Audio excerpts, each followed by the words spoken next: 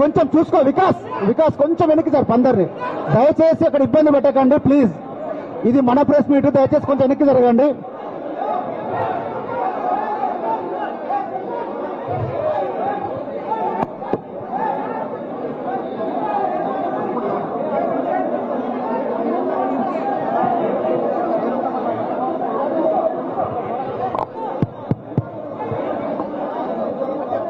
కవితమ్మ వెనక్కి జరుగునా, వెనక్కి ఇటు వెనక్కి వచ్చేబెట్టు.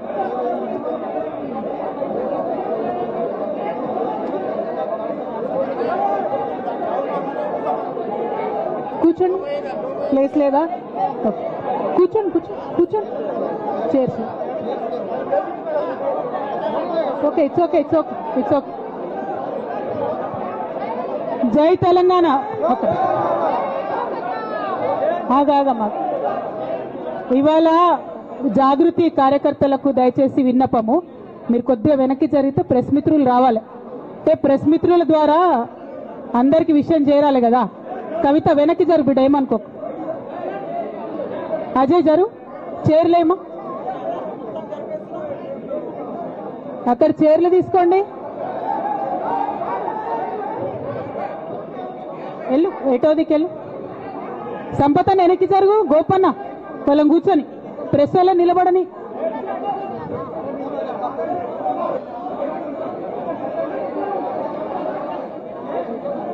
ఒక 2 minutes, మా ఆఫీస్ జర చిన్నగా అయింది, ఏమనుకోద్దు ప్రెస్ మిత్రులు. కొన్ని చైర్స్ తీసుకోబా ఇక్కడ ప్రెస్ వాళ్ళకు. ఉమ్మగారు వద్దాం వద్దాం please. Let me address to everybody please. ఏ వెంకటి తొందరగా స్టార్ట్ చేయాలి, తొందరగా స్టార్ట్ చేయనా. జై తెలంగాణ, జై తెలంగాణ. రాజ్ కుమార్ వెనుకోళ్ళకి కనబడతలేదట, ఒక్కసారి కింద కూర్చో, కింద చైర్ తీసే ప్లీజ్, ఏమనుకో. ఓకేనా, ఓకేనా.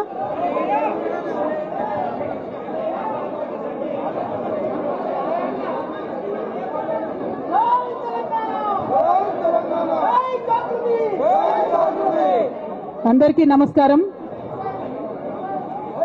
ప్రెస్ మిత్రులకు ప్రత్యేక నమస్కారాలు. అదేవిధంగా ఆగమ్మా, నువ్వు గన్మైన మా పక్క జరి.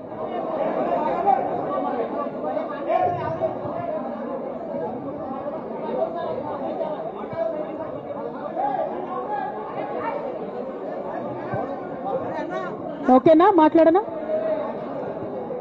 ప్రెస్ మిత్రులకు జరుగుతున్నటువంటి ఇన్కన్వీనియన్స్ కి క్షమించమని కోరుతా ఉన్నాను. అట్లానే ఇక్కడ ఇవాళ ఇంత పెద్ద ఎత్తున హాజరైనటువంటి జాగృతి కార్యకర్తలకు, నాయకులకు అందరికి కూడా హృదయపూర్వకంగా నా నమస్కారాలు తెలియజేస్తా ఉన్నాను. కానీ జాగృతి కార్యకర్తలు దయచేసి సాయిని వెనక్కి జరు, కూర్చోబెట్టు ప్రెస్ వాళ్ళని, ఫ్రీగా కూర్చొని వెనక్కి జరు బిడ్డ. అజయ్ సీనా ఒక్క అడుగు వెనక్కేనా ప్లీజ్, కొద్దిగా వాళ్ళు ఫ్రీగా నిలబడండి. ప్రెస్ మిత్రులందరికీ కూడా ధన్యవాదాలు తెలియజేస్తా ఉన్నాను, సమయం తీసుకొని ఈ పత్రికా సమావేశానికి వచ్చినందుకు. నిన్న మధ్యాహ్నం తర్వాత భారత రాష్ట్ర సమితి నుంచి ఒక ప్రకటన మీ అందరి ద్వారా నేను మీడియాలో చూడడం జరిగింది.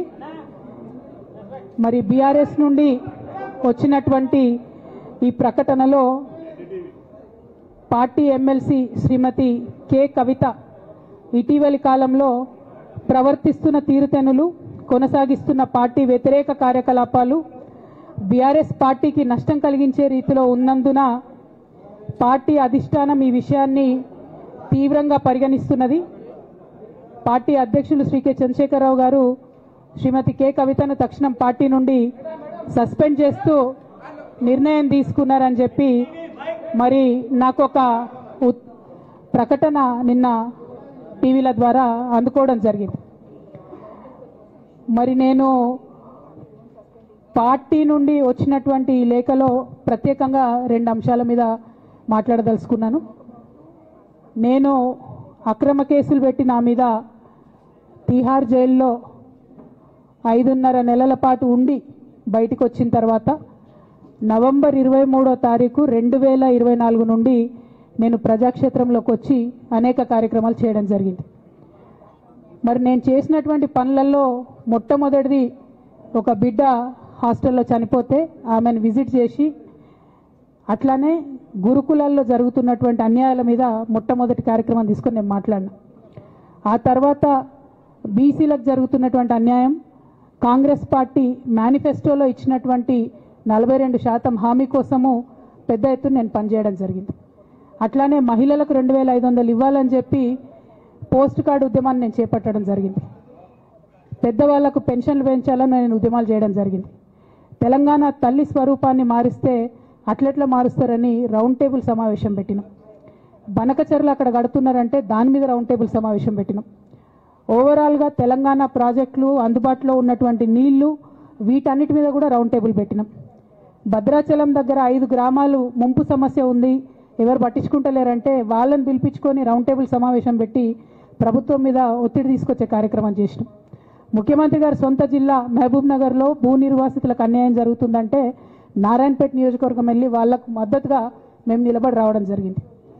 అట్లానే 47 నియోజకవర్గాలలో బీఆర్ఎస్ కండువా బాజాప్తా కప్పుకొని, గులాబీ కండువా బాజాప్తా కప్పుకొని ఎక్కడికి పోతే అక్కడ రావుల్ చంద్రశేఖర్ రెడ్డి గారిని రిక్వెస్ట్ చేసి భవన్ నుంచి అక్కడ ఉండేటటువంటి బీఆర్ఎస్ నాయకులకు అఫీషియల్ కమ్యూనికేషన్ చేపించి ప్రతి ఒక్క బీఆర్ఎస్ నాయకులకు, కార్యకర్తలకు మాట్లాడి ఆయా పర్యటనలకు వెళ్ళినప్పుడు అందరినీ కలుపుకొని బాజాప్తా గులాబీ కండువా వేసుకొని 47 నియోజకవర్గాలు నవంబర్ 23, 2024 నుండి ఈ రోజు వరకు నేను పర్యటన చేసి అనేక ప్రజా సమస్యల మీద మాట్లాడడం జరిగింది. మరి ఇవన్నీ పార్టీ వ్యతిరేక కార్యకలాపాలు అన్నది నాకు అర్థం కాలేదు. ఎట్లా వ్యతిరేక కార్యకలాపాలు అవుతాయన్నది కూడా ఒకసారి పార్టీ పెద్దలు పునరాలోచించుకోవాలని చెప్పి నేను రిక్వెస్ట్ చేస్తూ ఉన్నాను. అదేవిధంగా మరి బీసీల కోసం నేను పోరాటం చేస్తుంటే అట్లెట్లా మాట్లాడుతుంది, ఇట్లెట్లా మాట్లాడుతుంది, పార్టీకి వ్యతిరేకంగా మాట్లాడుతుంది. అరే, నేను కాంగ్రెస్ పెద్దల మీద ఒత్తిడి తీసుకొస్తుంటే బీసీలకు 42% అమలు చేయాలంటే ఏది పడితే అది చిల్వల్ పల్వల్గా నా మీద రాపించడం, ప్రచారం చేయడం, చాలా దారుణమైనటువంటి పనులు పార్టీలో ఉన్నటువంటి కొందరు పని కట్టుకొని, కత్తి కట్టుకొని నా మీద చేయడం జరిగింది. అట్లానే నేను ఒక మాట ఏమన్నా, సామాజిక తెలంగాణ సాధన కోసం నేను కట్టుబడి ఉన్నా అన్న. మళ్ళీ తప్పేముంది? అసలు నాకు జన్మనిచ్చినటువంటి నా తండ్రి, ఈ ప్రాణాన్ని భిక్షగా ఇచ్చినటువంటి నా తండ్రి, ఆయన చిటికెన వేలు పట్టుకొని నేను ఓనమాలు నేర్చుకున్న ఉద్యమాలు ఎట్లా చేయాలని, ఆయన చిటికెల వేలు పట్టుకొని ప్రజలంటే ఏంది, ప్రజా సమస్యలు అంటే ఏంది, ఎందుకోసం దాని మీద గలమెత్తాలని చెప్పి నేను నేర్చుకున్నా.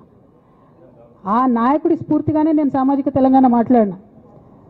భారతదేశం మొత్తంలో ఇన్ని రాష్ట్రాల్లో ముఖ్యమంత్రులు అయితే 75 ఏళ్ళ స్వతంత్ర భారతదేశం, 79 ఏళ్ళు స్వతంత్ర భారతదేశంలో దళితులకి 3 ఎకరాల భూమి ఇస్తా అని చెప్పినటువంటి ఏకైక గొప్ప నాయకుడు కేసీఆర్ గారు. ఆయన దగ్గర నుంచే కదా నేను సామాజిక తెలంగాణ ఎజెండా నేర్చుకున్నది. బీసీలకు ఎవరు వృత్తి పనిదారులు ఉంటే వాళ్ళకి చేయూతనిస్తా అని చెప్పినటువంటి ఏకైక ముఖ్యమంత్రి కేసీఆర్ గారు. చెప్పినట్టుగా డబ్బులు ఇచ్చిండు కూడా, ప్రతి కులాన్ని కాపాడుకునే ప్రయత్నం చేసిండు. అది కాదా సామాజిక తెలంగాణ?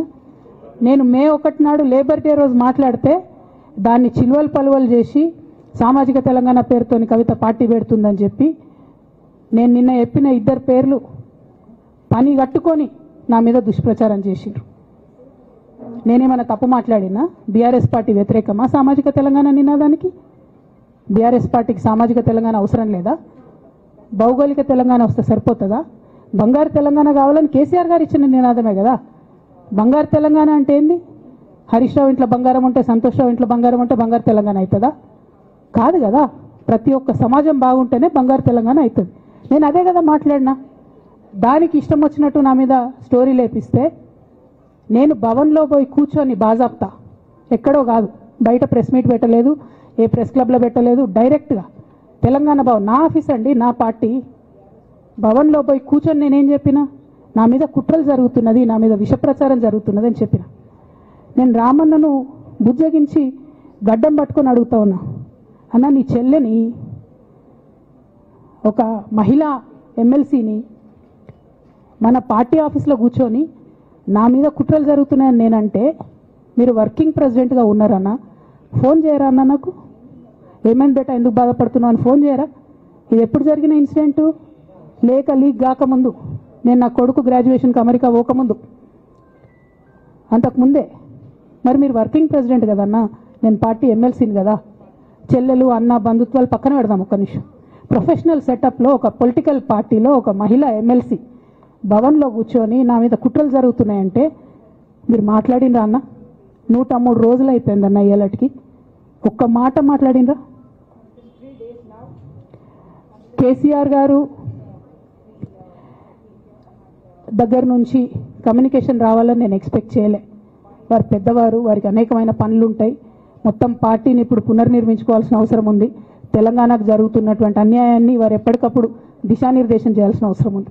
కానీ వర్కింగ్ ప్రెసిడెంట్ గారి దగ్గర నుంచి ఫోన్ రాకపోవడం మాత్రం ఒక మాట అనిపించింది నాకు.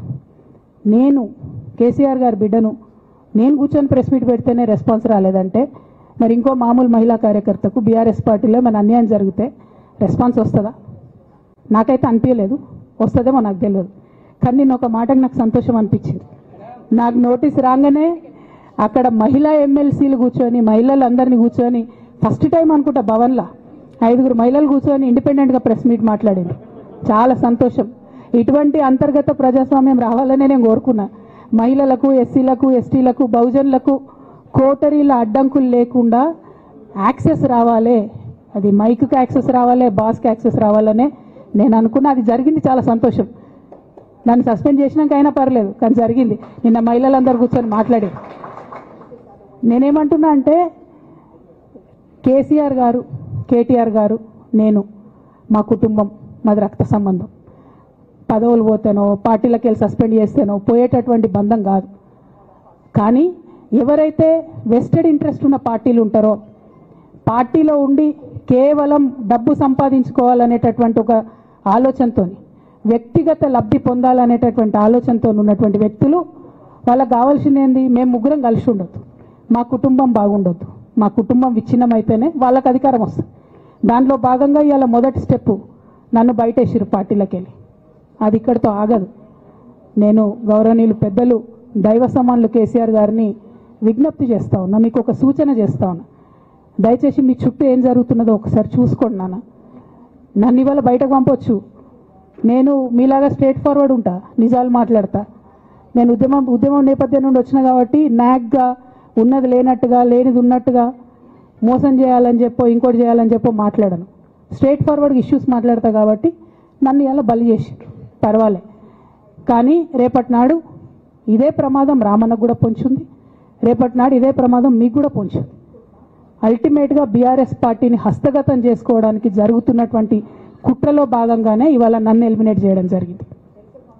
నేను ఇవాళ ఓపెన్గా అడుగుతా ఉన్నాను, హరీష్ రావు గారికి నేను సూటి ప్రశ్న వేస్తున్నా, ఈ రాష్ట్ర ముఖ్యమంత్రి రేవంత్ రెడ్డి గారికి కూడా నేను సూటి ప్రశ్న వేస్తున్నా. నా మీద కుట్రలు ఎప్పటి నుండి ప్రారంభమైనాయి?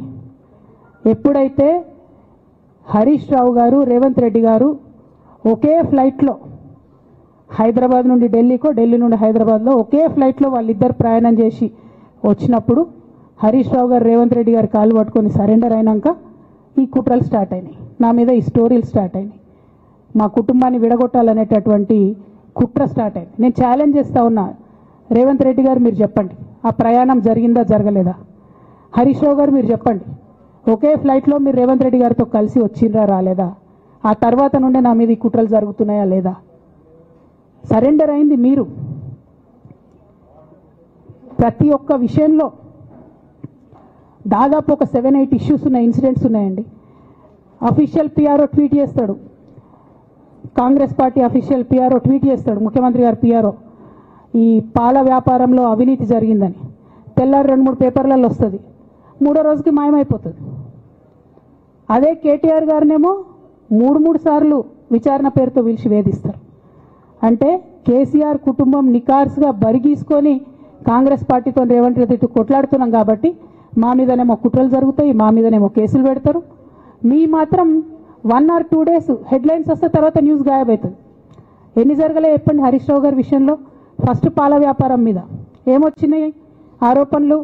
ఆనాడు బీఆర్ఎస్ పార్టీ గవర్నమెంట్లో SC, ST, BC హాస్టళ్లకు Harish Rao గారి పాల వ్యాపారం నుంచి పాలు సప్లై చేసిరనే ఆరోపణలు అయోధ్య రెడ్డి గారు ట్వీట్ చేసిరు. గతం 2 రోజులు పోయింది ఆరోపణ. ఎందుకు?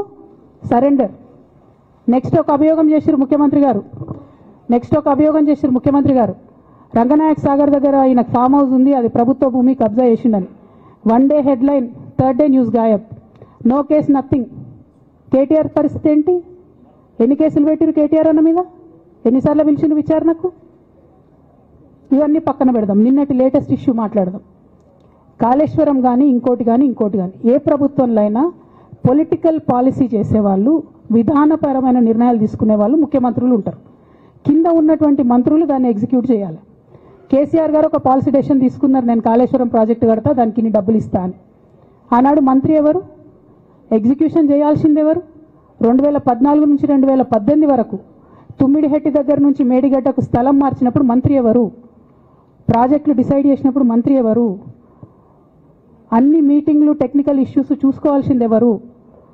ఇవన్నీ రేవంత్ రెడ్డి గారు మాట్లాడారు. నేను మొత్తం అసెంబ్లీ స్పీచ్ చూడరు మీరు, వీళ్ళ మ్యాచ్ ఫిక్సింగ్ అనేది మీకు తెలిసిపోతుంది. ఏం మాట్లాడరు ఆయన. ఎంతసేపు కేసీఆర్ కాళేశ్వరం కట్టిండు, కేసీఆర్ కుటుంబం 1,00,000 కోట్లు తిన్నది. అరే 2007 నుంచి ఇప్పటివరకు కాళేశ్వరం 1,00,000 కోట్లు కూడా ఖర్చు కాలే.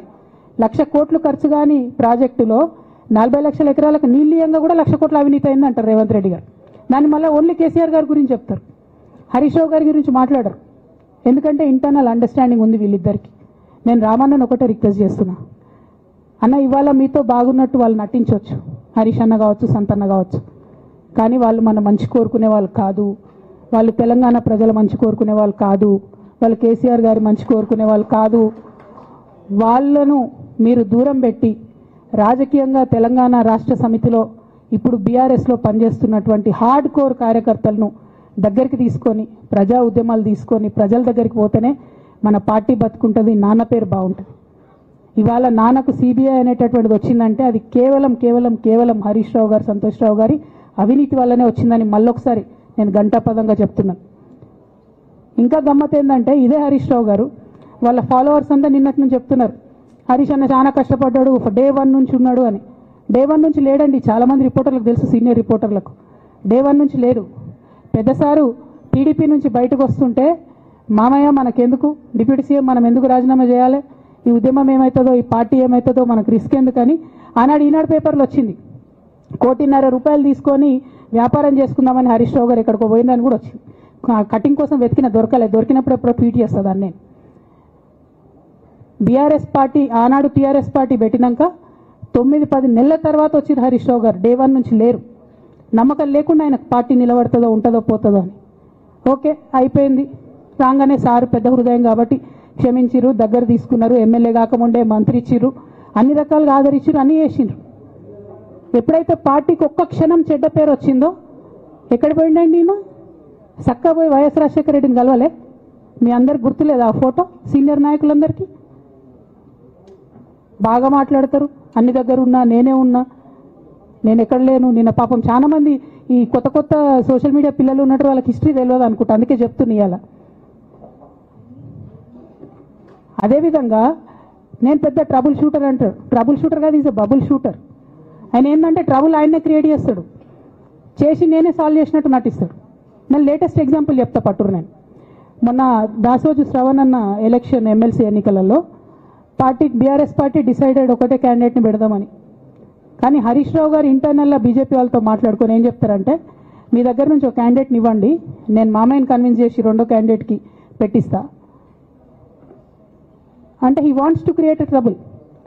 ఈ క్రైసిస్లో ఆల్రెడీ మన పార్టీలోకి వెళ్ళి 10 మంది ఎమ్మెల్యేలు వెళ్ళిపోయినాక, 38 మందిలో 10 మంది పోయినాక నువ్వు ఇంకో సెకండ్ క్యాండిడేట్ని పెడితే ఎంత కన్ఫ్యూజన్ అవుతుంది?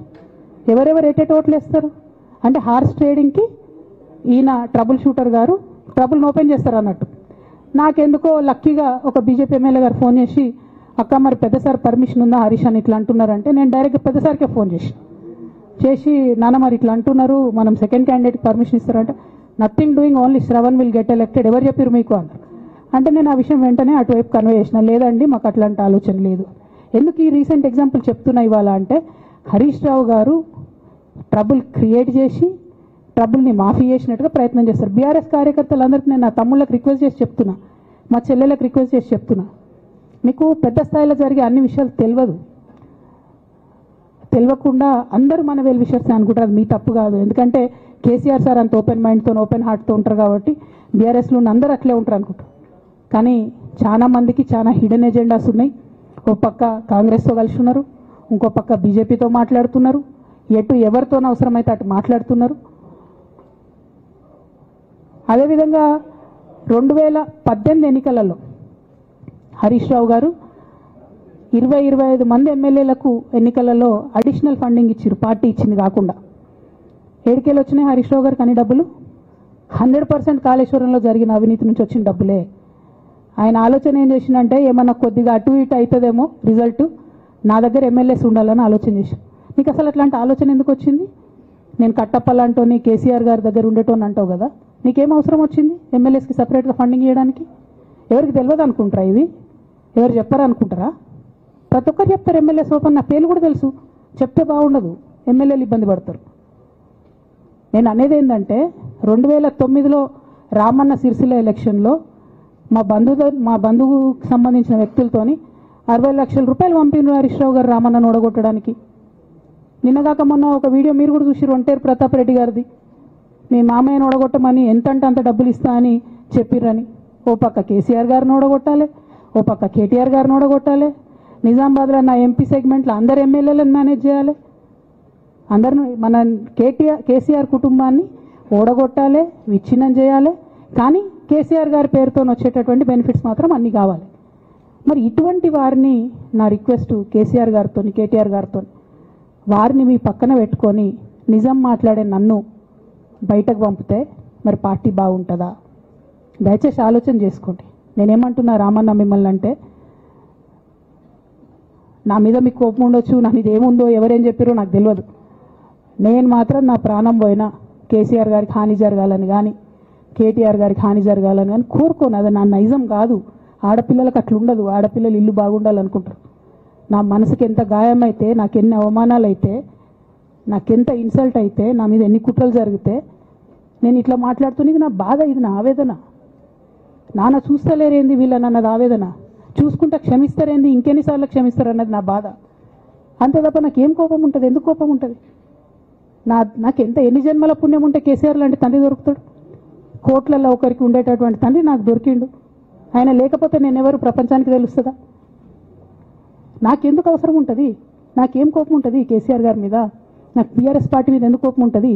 నాకు 27 సంవత్సరాలు ఉన్నప్పుడు నేను నా కొడుకుని చిన్న పిల్లగాన్ని పసిగుడ్డుని ఎత్తుకొని ఇక్కడికి వస్తే ఆ రోజు నుంచి ఈ రోజు వరకు నేను రోడ్డు మీదనే ఉన్నా, ఉద్యమాలే చేస్తున్నా, పోరాటాలే చేస్తున్నా, తెలంగాణ ప్రజల కోసం పనిచేస్తున్నా. 2014 నుంచి అధికారంలో ఉన్నప్పుడు కూడా నా ఇంటి దర్వాజాలు ఎప్పుడు తెలిసే ఉన్నాయి. ఇక్కడున్న మీడియా మిత్రులందరికీ తెలుసు. అధికారంలో ఉన్నా లేకున్నా నేను గిట్లనే ఉన్నా. అధికారంలో ఉన్నప్పుడు నన్ను ఏమి సాగనీయకుండా నన్ను ప్రతిపక్ష ఎమ్మెల్యేని చూసినట్టు, ప్రతిపక్ష ఎంపీని చూసినట్టు చూసినా నేను ఇట్లనే ఉన్నా, ఓపెన్ మైండ్తోనే ఉన్నా. నేను కోరేది ఒకటే, కేసీఆర్ గారి ఆరోగ్యాన్ని కాపాడండి రామన్న, పార్టీని కాపాడండి, పార్టీలో ఉన్న కార్యకర్తల్ని కాపాడండి, అందరు బాగుండేలాగా ప్రజా సమస్యలు తీసుకోండి. నాకు అంతకుమించి కావాల్సింది ఏం లేదు.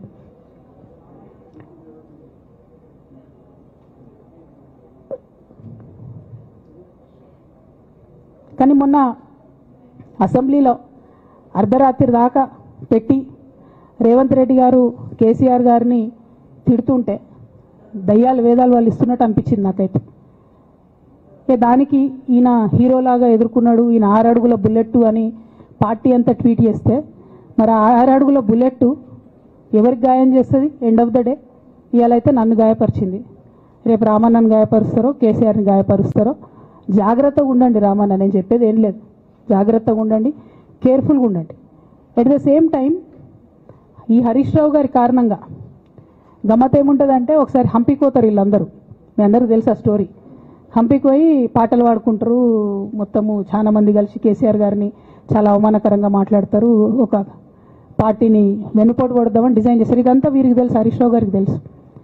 నేను ఆ రోజు సాక్ష్యం ఉన్న హరీష్ అన్న వచ్చి లిటరల్లీ రామన్న చేతులు పట్టుకొని, అరే మామయ్యకి ఎప్పుడు సింక్ ఆర్ సేల్, నేను మామయ్యతోనే ఉంటా అని చెప్పి అక్కడ మాట్లాడుకున్న వాళ్ళందరినీ పెద్దసారి దగ్గర అవుట్ చేసిండి. ఆ తర్వాత పర్యవసానంలో ఈటల రాజేంద్ర అన్న బయటికి వెళ్ళడం. ఈ మహానుభావుడు వల్ల జగ్గారెడ్డి దగ్గర నుంచి మొదలు పెడితే, చెరుకు శ్రీనివాసరెడ్డి ముత్యంరెడ్డి అన్న కొడుకు దగ్గర నుంచి మొదలు పెడితే, రఘునందన్ రావు గారు, మైనంపల్లి గారు, విజయశాంతి గారు, విజయరామారావు గారు, ఆయన పాత పెద్ద ఆయన ఉండే ఈటల రాజేందర్ గారు, వీళ్ళందరూ పార్టీలోకి వెళ్ళి పోయినారు కదా, పోలేదా? ఇవన్నీ హరీష్ అన్న చేసినాయి కదా. ఆనాడు దుబ్బాక ఉప ఎన్నిక ఎందుకు ఓడిపోయినాం? దుబ్బాక ప్రజలకు ఇప్పటికి కూడా గుర్తుంటుంది.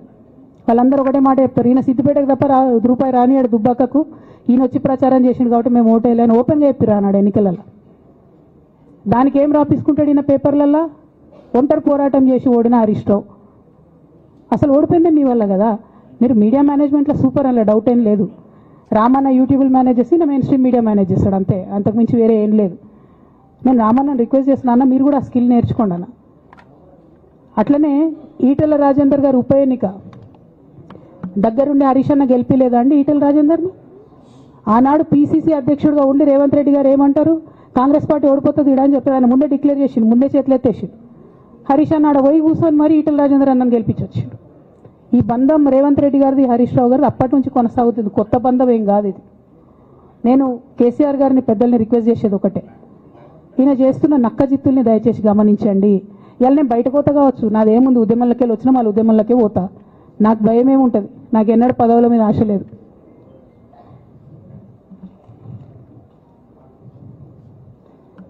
పార్టీ నుంచి వచ్చిన ఎమ్మెల్సీకి స్పీకర్ ఫార్మాట్లో చైర్మన్ గారికి నేను పంపుతా ఉన్నాను రాజీనామా పత్రాన్ని. అట్లానే బీఆర్ఎస్ పార్టీ ప్రాథమిక సభ్యత్వానికి కూడా గౌరవ పెద్దలు కేసీఆర్ గారికి రాజీనామాను పంపుతా ఉన్నాను. దీన్ని మన రావుల చంద్రశేఖర్ రెడ్డి గారికి తెలంగాణ భవన్కి వారికి నేను పంపుతా ఉన్నాను. ఎందుకు ఇవి ఇప్పుడే చూపించిన అంటే, పదవుల మీద నాకు ఎప్పుడు ఆశ లేదు. మేము ఉద్యమంలోకి వచ్చింది ఎందుకంటే మా నాన్న ఒక్కరు ఇంత ఒంటరి పోరాటం చేస్తున్నారు, ఎంత వీలైతే అంత ఆయనకు మద్దతు ఇవ్వాలని వచ్చినాం. ఆనాడు మేము ఉద్యమంలోకి వచ్చినప్పుడు పార్టీ అధికారంలోకి వచ్చే ఆస్కారమే లేకుండే, తెలంగాణ వస్తుందో రాదే అనే అనుమానాలు అంతటా ఉండే. మేము ఉద్యమంలో కొట్లాటలో లాఠీ దెబ్బలు తినడం కోసం, జైల్లోకి పోవడం కోసం ఆనాడు వచ్చినాం ఉద్యమంలోకి. అధికారంలోకి వస్తామనుకొని రాలే. రామన్నైనా నేనైనా కేవలం నాన్న కోసమే వచ్చినాం ఉద్యమంలోకి. అందుకే మా కుటుంబం మీద కుట్ర. ఈ కుట్రను గమనించమనే నేను మా కుటుంబాన్ని కోరుతా ఉన్నా. ఇక పెద్ద సార్కు నీడలాగా సంతోష్ రావు గారు ఉంటారు. ఇక సంతోష్ రావు గారి గురించి 2 నిమిషాలు చెప్తా, అంత పెద్ద సీనున్న మనిషి కాదు కానీ చెప్పాలి. ఎందుకంటే కూరల ఉప్పు ఎట్లుంటుంది ఈయన అట్లా అన్నట్టు, ప్రతి దాంట్లో చెడగొట్టడానికి కొంచెం ఉండాలి కదా అట్లాంటి వాడు. కాబట్టి చెప్పక తప్పదు ఈయన గురించి. చెప్పులో రాయి చెవులో జోరిగా అంటాం కదా, అట్లాంటి టైపు. కాబట్టి ఖచ్చితంగా చెప్పాలి. విషయం ఏంటంటే, ఈయన ధనదాహం ఎట్లాంటిదంటే సంతోష్ రావు గారిది, రామన్న కాన్స్టిట్యున్సీ, కేటీఆర్ అన్న కాన్స్టిట్యున్సీ నేరెళ్లలో ఇసుకలారి గుద్ది ఒక దళిత బిడ్డ చనిపోతాడు.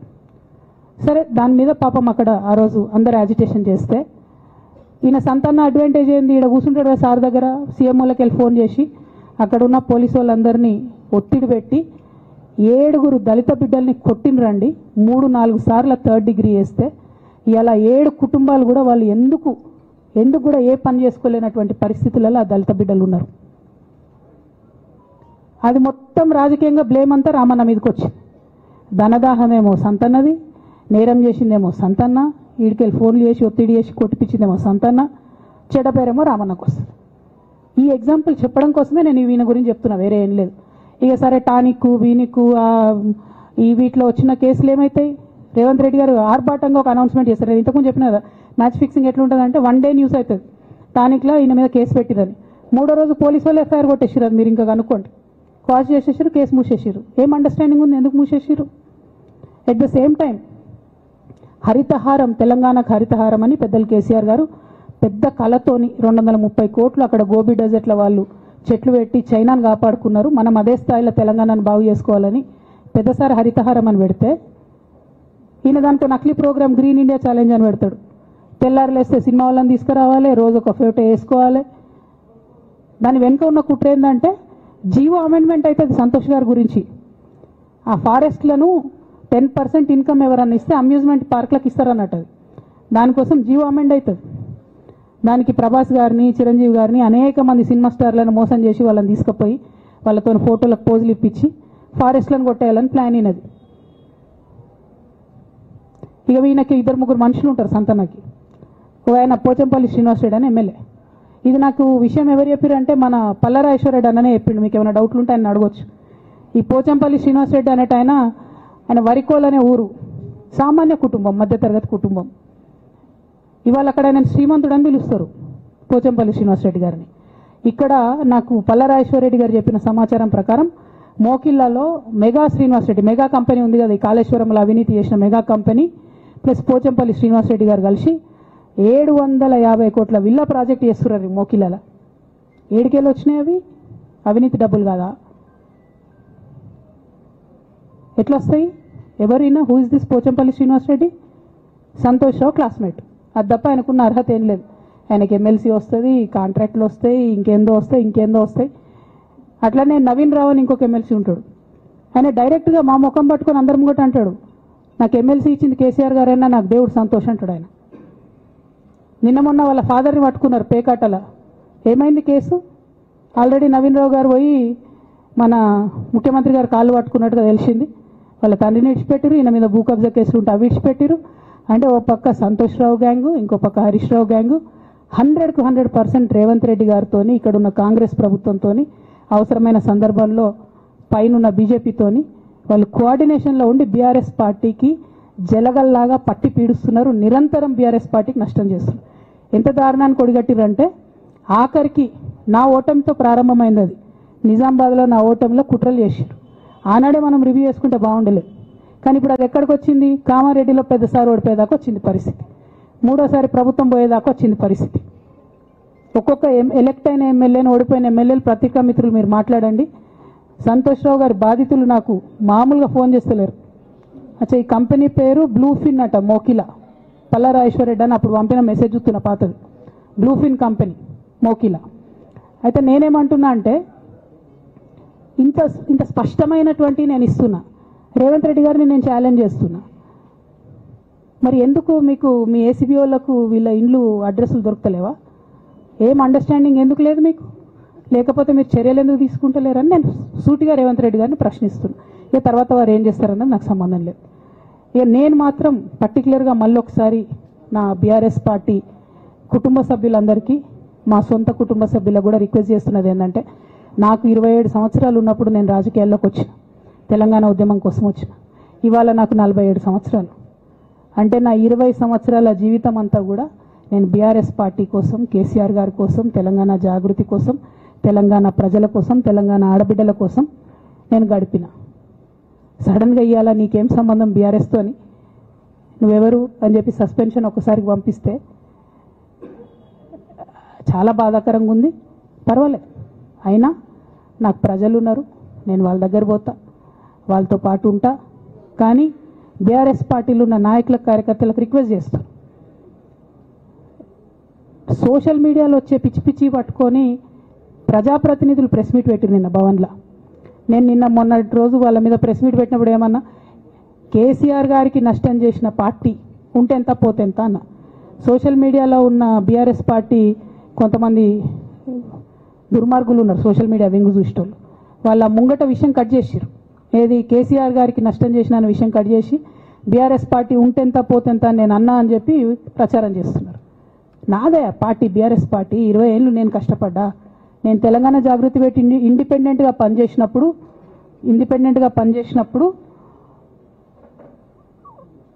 ఓటేయమని ఎవరికి చెప్పినా? నేను బీఆర్ఎస్ పార్టీకి ఓటేయమని చెప్పినా?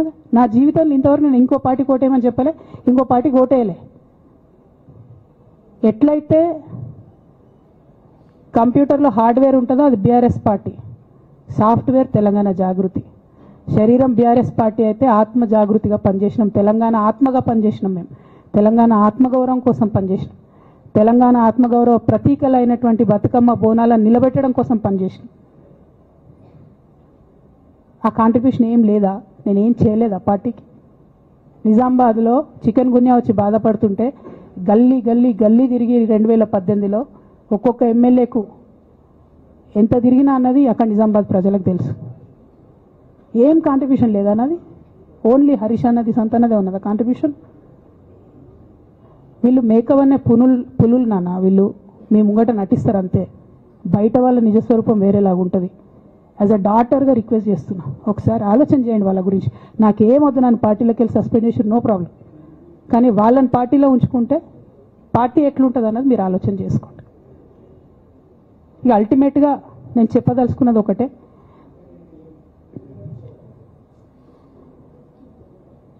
కలికాలం కాబట్టి అబద్ధాలు చెప్పేటోళ్ళది మోసం చేసేటోళ్ళది నడుస్తుంది, టెంపరీగా వాళ్ళది నడుస్తున్నది. వాళ్ళది నడిచింది, విజయం సాధించారు కాబట్టి ఇవాళ సస్పెన్షన్ నాకు వచ్చింది. బట్ నేను ఇదివరకు చెప్పినా మళ్ళీ చెప్తున్నా, నేను కర్మ సిద్ధాంతాన్ని నమ్ముతా. ఖచ్చితంగా ఇంతకు ఇంత దేవుడు వాళ్ళకు అనుభవింపజేస్తాడు, అందులో ఏం ఆలోచించాల్సినటువంటి అవసరం లేదు. Thank you. జై తెలంగాణ, జై కేసీఆర్, జై తెలంగాణ, జై కేసీఆర్.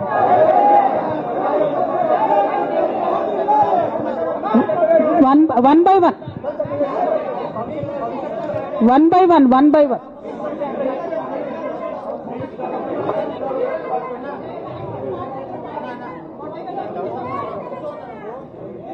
ఒక 1 minute హిందీలో చెప్పేసే అన్న, బయట నేషనల్ మీడియా మిత్రులందరూ అడుగుతున్నారు. ఒక 1 minute హిందీలో చెప్పేస్తా.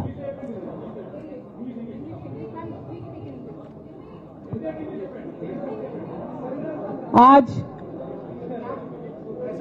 तेलंगाना की बेटी होने के नाते पूरे देश की जनता के साथ मैं ये बात कहना चाहती हूँ.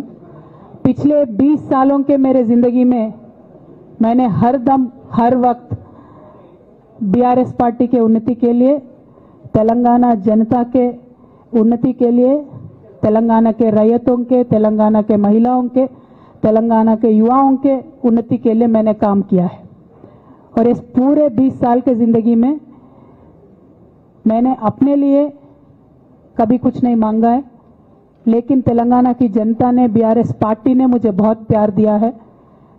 मेरे पिताजी ने मुझे सांसद बना के दिल्ली भेजा है.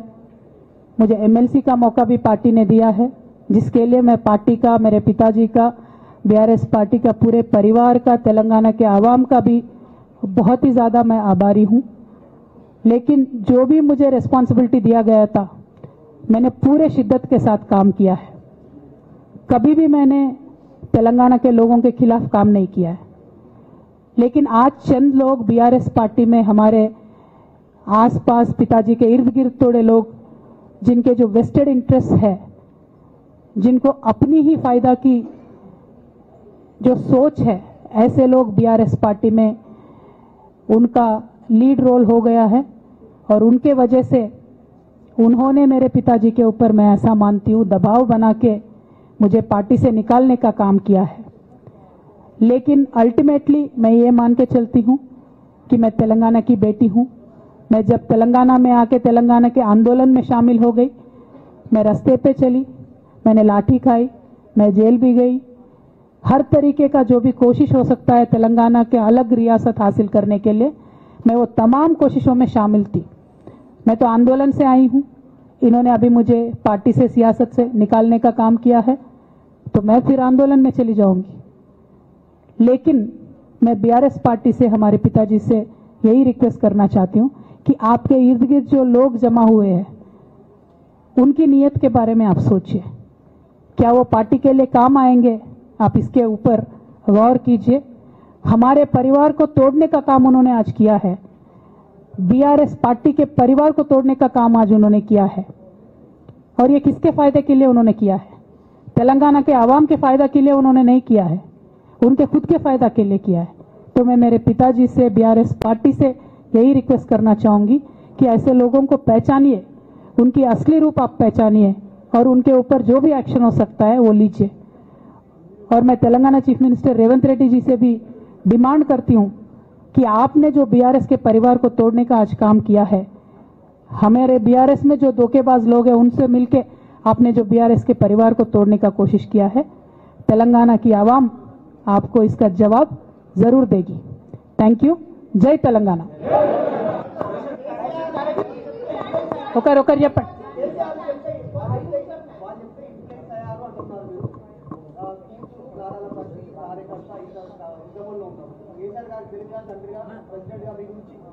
ఓకే, ఇంకా ఎవరైనా చెప్పండి.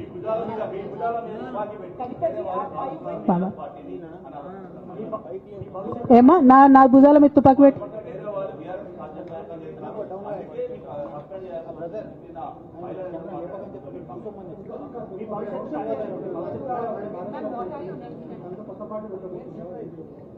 Okay. I got your question. Rahul ji.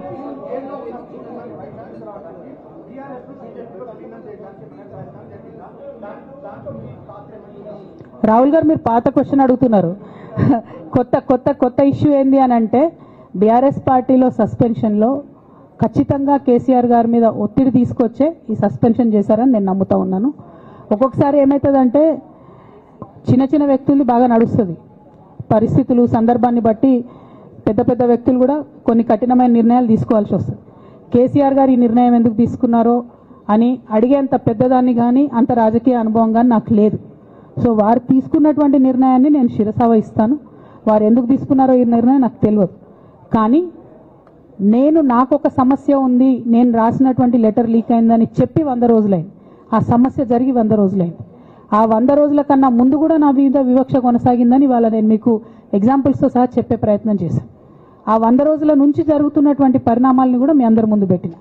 ఈ 100 రోజులలో పార్టీ ఎప్పుడు కూడా నన్ను ఎక్స్ప్లెనేషన్ అడగలేదు. నిన్న నన్ను సస్పెండ్ చేసే ముందు కూడా నన్ను ఎక్స్ప్లెనేషన్ అడగలేదు. ఇంకా చెప్పిన కదా, విచిత్రమైన విషాదం ఏంటంటే సడన్గా డిసిప్లినరీ కమిటీ పుట్టుకొచ్చింది. సడన్గా ఈయన రవీంద్రరావు అంటే దాంట్లో సంతకం చేసిండు. ఆయననే సార్ని తిట్టిండు మళ్ళీ మొన్న ఎలక్షన్ ఓడిపోయినప్పుడు. సో ఈ అన్నీ చూసి నాకేమనిపిస్తుందంటే చాలా ఒత్తిడిలో చాలా ప్రెషర్ పెట్టి సార్తో చేపించారని నేను అనుకుంటున్నాను.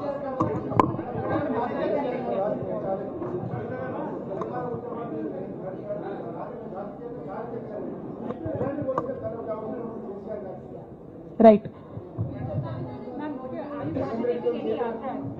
I got your question, ma'am. I got your question.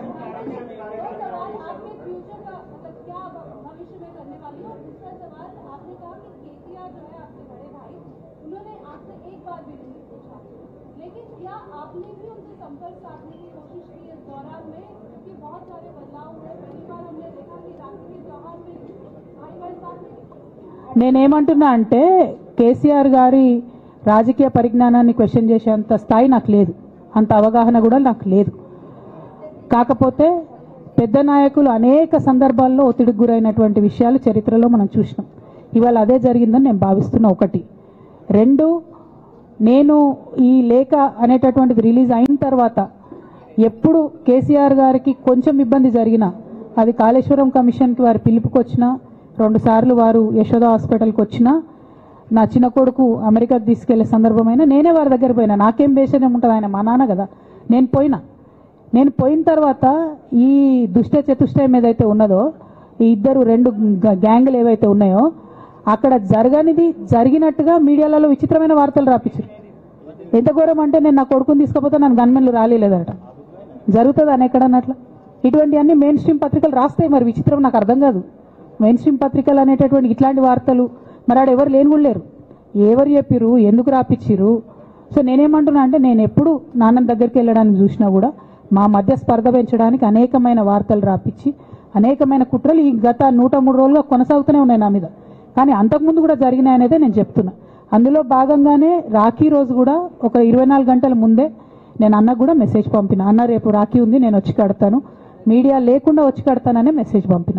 But అన్న బిజీగా ఉండే ఎక్కడికో వెళ్ళిండ్రు, నేను అర్థం చేసుకున్నాను, అందుకే వెళ్ళి రాఖీ కట్టలేకపోయినాను.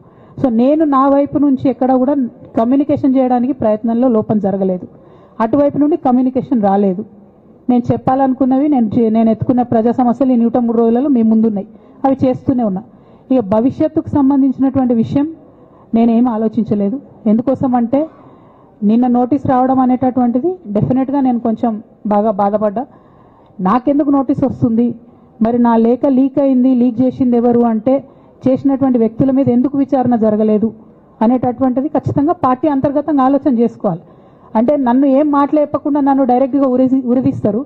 నేను ఎవరి మీద అయితే కంప్లైంట్ చేసినో కనీసం వాళ్ళను అడిగినరా, అడగలేదా, చర్యలు తీసుకున్నారా, తీసుకోలేదా, ఏమీ చెప్పకపోతే, ఆ మాత్రం అంతర్గత ప్రజాస్వామ్యం లేకపోతే బయట ప్రజలకు మనం ఏం చెప్తామన్నది నా ప్రశ్న.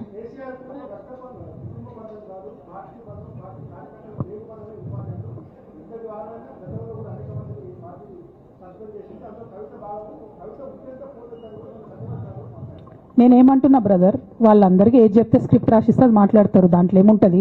ఇప్పుడు పెద్ద సంఘటన జరగడం ఏంటిది, నన్ను పార్టీ నుండి విడగొట్టాలనేటటువంటి ఒక నిర్ణయం అది జరిగింది. జరిగిన తర్వాత ఇవన్నీ జరుగుతూనే ఉంటాయి, చిన్న చిన్న విషయాలు. అవంతా వ్యక్తులను సీరియస్గా తీసుకోవాల్సిన అవసరం లేదు. అల్టిమేట్గా నేనేమంటున్నా అంటే నన్ను అడగకుండానే ఉరి తీశారు, కనీసం ఏమైందని కూడా అడగలేదు. people who have conspired to not just break your family but also the party as well. But this has also been portrayed as a succession battle that your father actually chose your brother as a political heir and that you want space in the political party as a leader, and that's the reason why you have started making this kind of reverse thinking. Madam నువ్వులోకి తీసాను madam. నేనేమంటున్నా అంటే నేనేమంటున్నా అంటే ఇప్పుడు నేను మాట్లాడే press meet చూస్తున్నటువంటి రాజకీయ నాయకులకు కావచ్చు, బీఆర్ఎస్ పార్టీకి సంబంధం లేని వ్యక్తులకు కావచ్చు, వాళ్ళకి ఇది ఒక ఎంటర్టైన్మెంట్, ఇది ఒక వార్త. కానీ నాకు నా లైఫ్, మా బీఆర్ఎస్ పార్టీ కార్యకర్తలకు వాళ్ళ లైఫ్. సో నేను చాలా తీవ్రమైనటువంటి బాధలో గంభీరంగా ఉండి మాట్లాడేటటువంటి ప్రయత్నం చేస్తున్నాను. నేనేమంటున్నా అంటే కుటుంబంలో జరిగినటువంటి అనేక అంశాలను నేను చెప్పను కూడా, ఎందుకంటే అది ప్రజలకు అనవసరం. అది నేను ఆ బాధను పంచుకుంటే మీరు తట్టుకోలేరు కూడా. నేను చాలా గట్టిదాన్ని, మొండిదాన్ని, దయ్యాన్ని కాబట్టి తట్టుకొని నిలబడ్డా. కానీ నా ప్లేస్లో వేరే వాళ్ళు ఉంటే తట్టుకోలేరు. సో కుటుంబంలో ఇంటర్నల్ విషయాలు నేను మాట్లాడతలేను, ఓన్లీ పొలిటికల్ ఇష్యూసే నేను మాట్లాడుతున్నా. పొలిటికల్గా నన్ను సైడ్ లైన్ చేసి, నన్ను సస్పెండ్ చేసి, పార్టీకి అనుక్షణం నష్టం చేస్తున్న ఆ ఇద్దరు వ్యక్తులను, వారి గుంపును, వారి ముఠాను పార్టీ ఎట్లా మోస్తుంది అనేటటువంటిది నా ప్రశ్న. సరే, నిన్న మొన్న ఆ గుంపుకు సంబంధించిన వ్యక్తులు అన్ని చోట్ల నా ఫ్లెక్సీలు చింపేసి నాకు దిష్టి బొమ్మలు, శవయాత్రలు ఎందెందో వేసిరట. ఈ ఉత్సాహం కేసీఆర్ గారి మీద సిబిఐ ఎంక్వైరీ చేస్తా అని రేవంత్ రెడ్డి గారు అన్నప్పుడు ఎక్కడ చచ్చిపోయింది ఆ ఉత్సాహం అని నేను అడుగుతా ఉన్నా. ఎందుకు చేయలే రేవంత్ రెడ్డి గారి దానాలు, దిష్టి బొమ్మలు ఎందుకు చేయలే? ఏం అండర్స్టాండింగ్ ఉంది మీకు? నా ప్రశ్న సింపుల్. నన్ను వ్యక్తిగతంగా ఏదో చేస్తారన్నది కాదు. నాకు నష్టం జరిగేదే లేదు, ఎందుకంటే ప్రజలు చూస్తున్నారు, ప్రజలు గమనిస్తున్నారు. తెలంగాణ ఆడబిడ్డలు తమ ఇంటి ఆడబిడ్డలుగా ఆదరించారు నన్ను. ఒక్కొక్కరు అడిగితే అర్థమవుతలే, ఏం అర్థమవుతలే.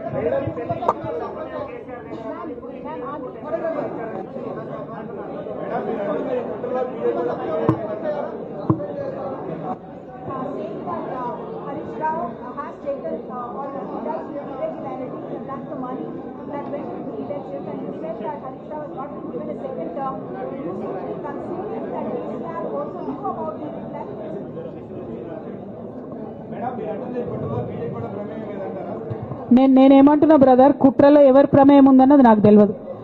నన్ను సస్పెండ్ చేసిండ్రు. బీఆర్ఎస్ పార్టీకి, తెలంగాణ ఉద్యమానికి, తెలంగాణ ప్రజలకు 20 సంవత్సరాలు నా జీవితంలో కష్టపడ్డా కాబట్టి ఒక అపీల్ చేస్తున్నా నేను ప్రెసిడెంట్ కేసీఆర్ గారికి, వర్కింగ్ ప్రెసిడెంట్ కేటీఆర్ గారికి. మన కుటుంబాన్ని విచ్ఛిన్నం చేసి పార్టీని హస్తగతం చేసుకోవాలనే కుట్ర జరుగుతుంది. దాన్ని తిప్పికొట్టండి. అవినీతి తిమంగళాలని బీఆర్ఎస్ పార్టీలకు వెళ్ళి తీసి బయటపడేయండి. అల్టిమేట్గా ప్రజలకు సేవ చేసే దాంట్లో మనం ముందుకెళ్లాలనేది నా ఆలోచన.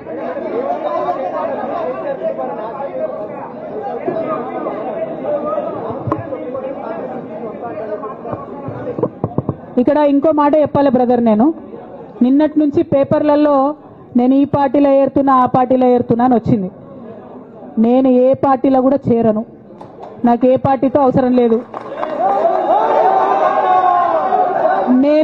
నేను ఫ్యూచర్లో ఏం చేయాలనే విషయం జాగృతి కార్యకర్తలతోని, తెలంగాణ మేధావులతోని, బీసీ బిడ్డలతోని, సామాజిక తెలంగాణ కోసం పనిచేసేటటువంటి అన్ని వర్గాల ప్రజలతోని, అందరితోని మాట్లాడిన తర్వాత నిర్ణయం తీసుకుంటా. కానీ తొందరపడి నిర్ణయం తీసుకునే అవసరం నాకు లేదు. 1, 2 ఏదో నిర్ణయం తీసుకోవాలనేటటువంటి విషయంతో నేను పనిచేయడం లేదు. జరిగినటువంటి పరిణామాలను ఒక్కొక్కటిగా ఎదుర్కొంటూ వస్తున్నాను. నిన్న జరిగినటువంటి పరిణామం చాలా కీలకమైనది, నా జీవితంలో అత్యంత ముఖ్యమైనటువంటి పరిణామం. కాబట్టి చాలా ఆలోచించి, ఆచితూచి, అల్టిమేట్గా తెలంగాణ ప్రజలకు లాభం జరిగేటటువంటి నిర్ణయం తీసుకుంటా తప్పితే నా కోసం నిర్ణయం తీసుకోవాల్సిన అవసరం లేదు.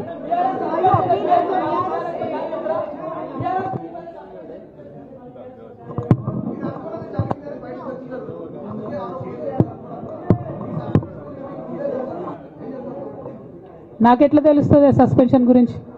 నాకైతే రేవంత్ రెడ్డికి ఉన్నట్టు ఆడ దూతలు లేరు. అక్కడ సార్ సగం ఇడ్లీ తింటే బయటకు చెప్పేటటువంటి సిస్టమ్ నా దగ్గర లేదు. సో అక్కడ ఏం జరిగిందో నాకు తెలియదు, ఎవరు నా గురించి ఏం చెప్పారో నాకు తెలియదు. Ma'am, it is but natural. అమ్మతోని మాట్లాడకుండా ఎవరైనా ఉంటారా? First of all. Second of all, ఈ మొత్తం మొత్తం పరిణామంలో కూడా మా మదర్కి దూరంగా ఉండాల్సి రావడమే బాధాకరం. ఇంతకు మించి బాధ ఇంకోటి లేదు. పొలిటికల్ పొజిషన్స్ వస్తాయి పోతాయి, ఇవి వేస్ట్. ఇవి అమ్మలేని లోటు ఎవరు కూడా తీర్చలేరు. ఆ ఒక్క బాధ తప్ప ఇంకేం లేదు. ఇది మాత్రం నా ఇంటిగ్రిటీ నిరూపించుకోవడం కోసం నేను రాజీనామాలు చేస్తున్నా. నాకు పార్టీ వల్లనే ఎమ్మెల్సీ వచ్చింది, దానికి రాజీనామా చేస్తున్నా. నేను పార్టీకి నష్టం చేసినాను అని చెప్పి పార్టీ నాయకులు మా నాన్నగారు భావిస్తున్నారు కాబట్టి పార్టీకి కూడా రిజైన్ చేస్తున్నా. కాలం నిర్ణయిస్తుందండి. షర్మిలతో పోలుస్తున్నారా, కేసీఆర్తో పోలుస్తున్నారా, కాలం నిర్ణయిస్తుంది. తొందర ఏం లేదు. నన్నేదో అవమానం చేయాలి, నన్నేదో అనాలి అని ఎవరు పడితే వాళ్ళు మాట్లాడే అడ్డమైన మాటలకు సమాధానం చెప్పాల్సిన అవసరం కూడా లేదు.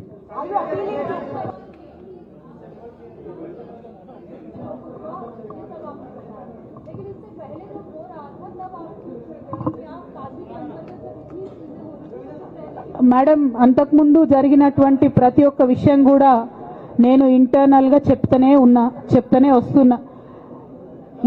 ये हमारी जो लेटर लीक होने से पहले भी जो पार्टी में मेरे खिलाफ एक्टिविटी चल रहे थे, जैसे पार्टी का हमारा चैनल है टी न्यूज़ चैनल, बहुत महीनों से मेरा नहीं दिखाते मैडम टी न्यूज़ में, क्योंकि वो संतोष राव चलाते. मेरा न्यूज़ नहीं आता टी न्यूज़ में. अभी नमस्ते तेलंगाना में बंद करे, वो अलग बात. बहुत रिसेंटली उनका बहुत देर के बाद बंद करे. टी न्यूज़ में कब का बंद कर दिया. ये सारे चीजें भी मैं बताई पार्टी में, लेकिन जब तक मेरा लेटर पब्लिक नहीं हुआ तब तक मैंने पब्लिकली अपने कभी भी दिक्कत मैंने किसी को नहीं बताया. जब लेटर उन्होंने खुद पब्लिक किया तो मुझे मजबूर होकर आज बात करना पड़ रहा है. ఏమా ఒక్క నిమిషం మా నిజామాబాద్ బిడ్డ ఏదో అడుగుతుంది. ఒక్క నిమిషం చెప్పరా.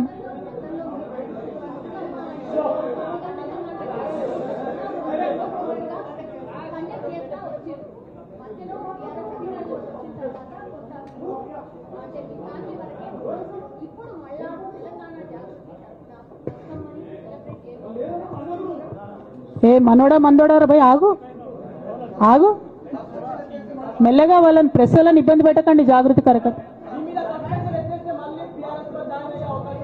నువ్వు భలే జ్యోతిషం చెప్తావు బ్రదర్. 1 2 బతుకమ్మ ఖచ్చితంగా సెలబ్రేట్ చేయాలనుకున్నా. యాజ్ ఆన్ టుడే మాత్రం విపరీతమైన బాధ అవుతుంది.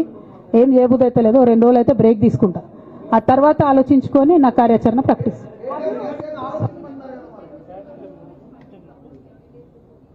Madam, not couple, more than 20. I have all the names. I don't want to name.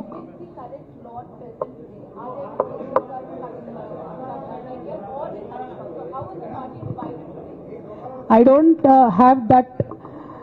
Madam, I have a lot of information, but I don't believe it is the right time to expose all that. There is a lot many more interactions that we will have in future. If necessary, I'll certainly let that information out. Today, my simple appeal to Honorable President of our party is, as you have taken action on me without even asking me for an explanation, kindly take action on the rest of the people as well. That is my simple allegation.